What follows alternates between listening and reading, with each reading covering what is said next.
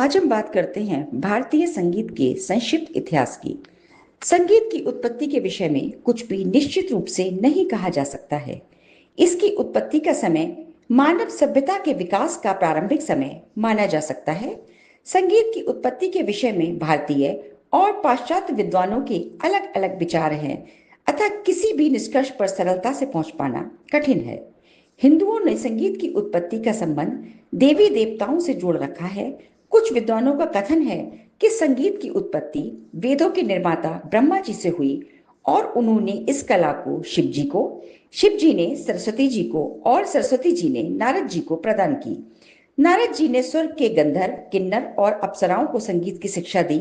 फिर भरत, नारद और हनुमान आदि ऋषि इस कला में पारंगत होकर भूलोक पर आए और उन्होंने इसका प्रचार किया। एक ग्रंथकार के अनुसार नारद जी ने अनेक वर्षों तक योग साधना की। तब शंकर जी ने प्रसन्न होकर उनको संगीत का वरदान दिया।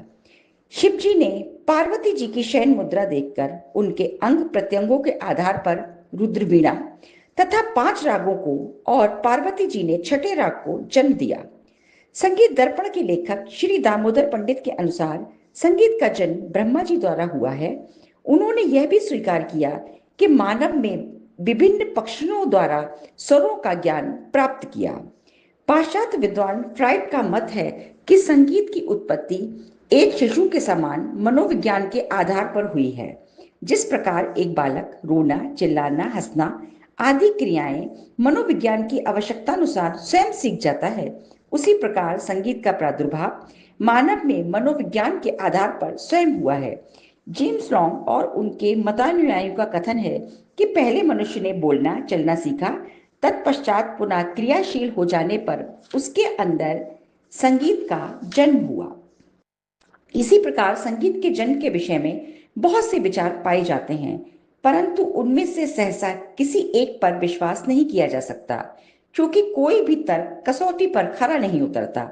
उपलब्ध इतिहास के आधार पर संगीत के इतिहास को निम्नलिखित 4 कालों में विभाजित किया जा सकता है। आदिकाल ईसा से 1000 वर्ष पूर्व तक, प्राचीन काल ईसा से 1000 वर्ष पूर्व से ईसा बाद 800 वर्ष तक, मध्यकाल 800 ईस्वी से 1800 ईसा बाद तक, आधुनिक काल 1800 ईस्वी से आज तक।